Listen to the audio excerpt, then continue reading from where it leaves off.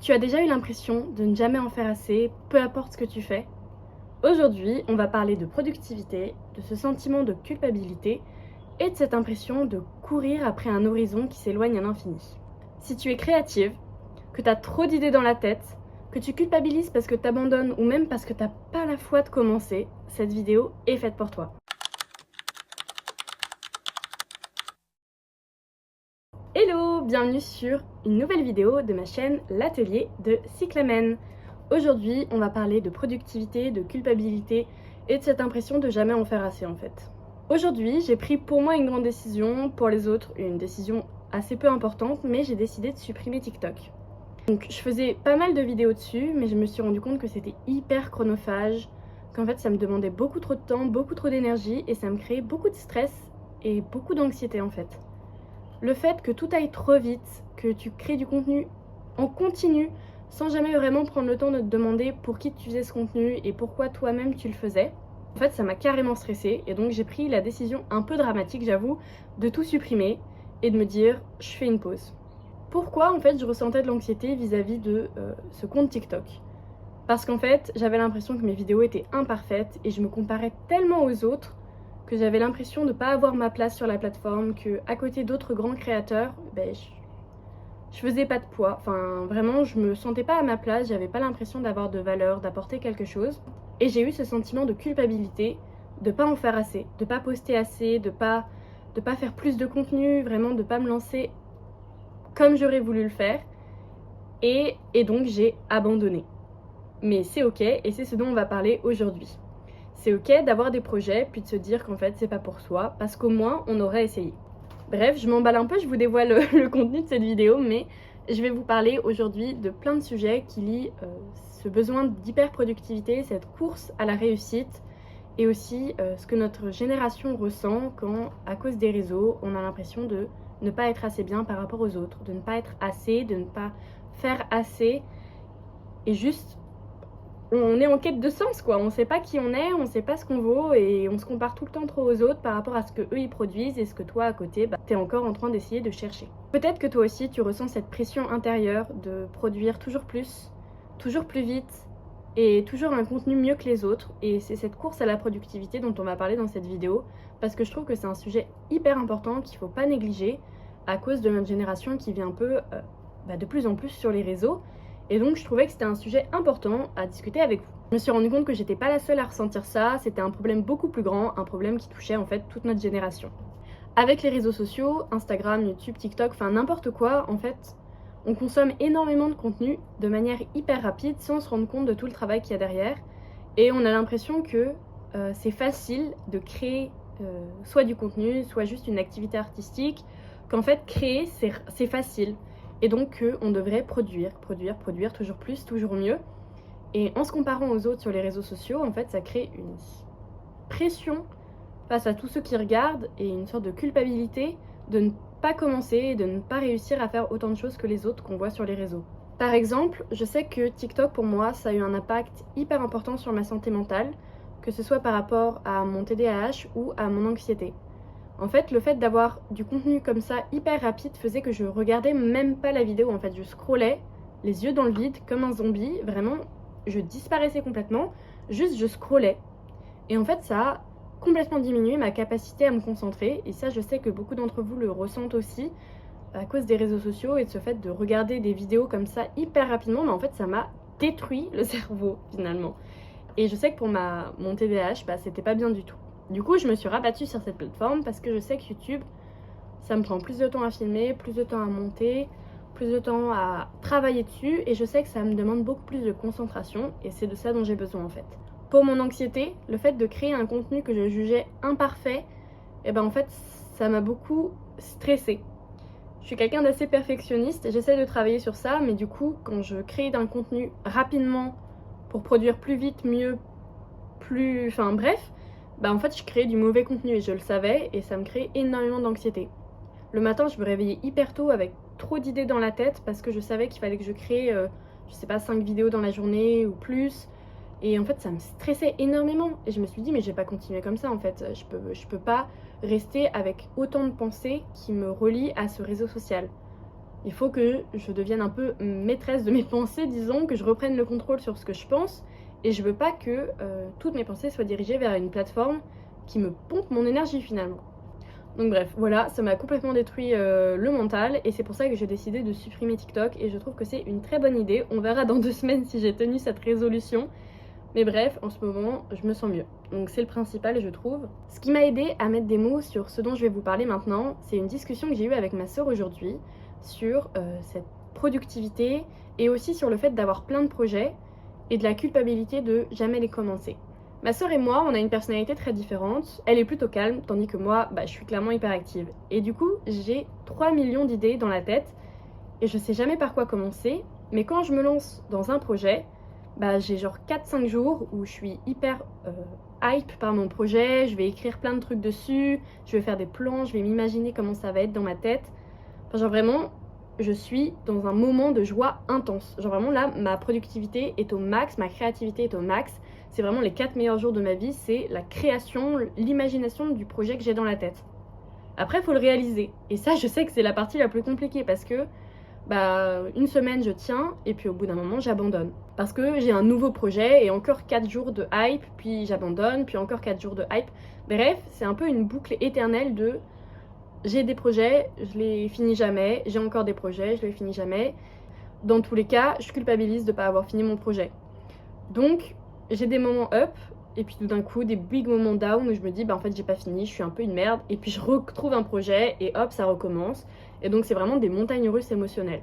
Ma sœur, au contraire, elle s'attend à ces montagnes russes, mais elle va même pas commencer le projet parce qu'elle se dit, juste, je sais que je vais avoir des moments très joyeux d'imagination du projet, mais je préfère pas me ruiner la santé avec les moments où ça va être moins bien, avec les moments où je sais que je vais abandonner ce projet. Donc en soi, je préfère même pas essayer parce que de toute façon, je vais abandonner. Et dans tous les cas, elle va culpabiliser de ne pas avoir essayé. Donc en fait, il n'y a pas de bon choix, mauvais choix entre la vision de ma sœur et la mienne parce que dans tous les cas, on culpabilise d'avoir fait quelque chose. Dans mon cas, d'avoir abandonné et dans son cas, de ne pas avoir essayé. Donc, il n'y a pas de bonne ou de mauvaise solution.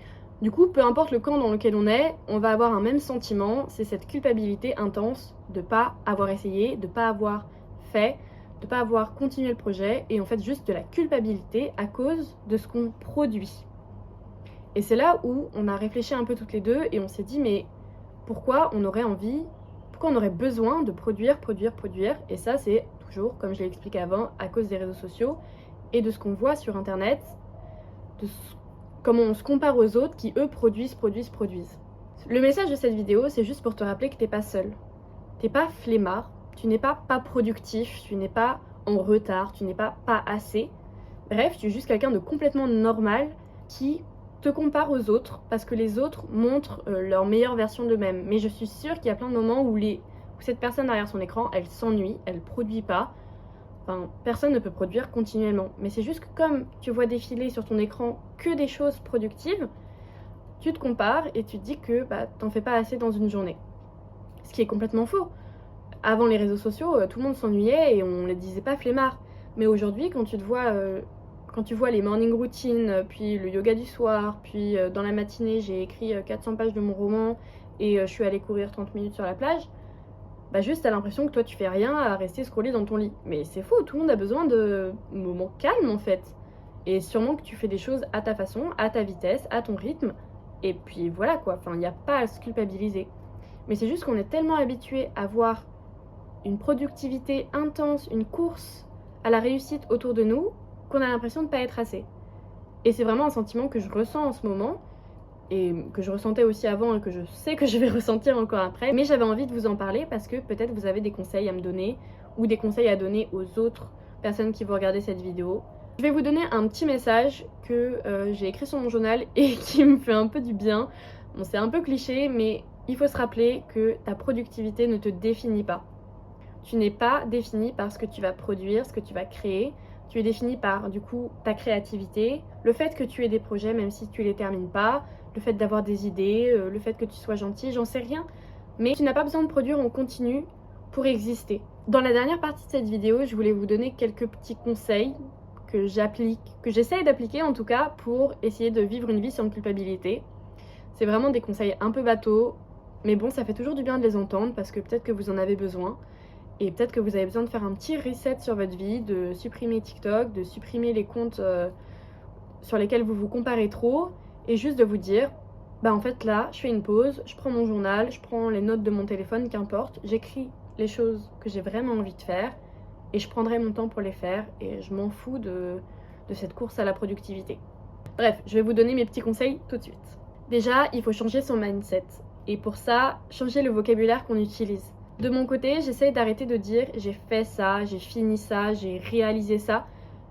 Si je les ai pas réussi, ben c'est pas grave, j'ai essayé, je me suis exprimée, j'ai commencé, j'ai exploré. Enfin bref, il faut changer son mindset. Rien que le fait d'essayer, c'est déjà un grand pas.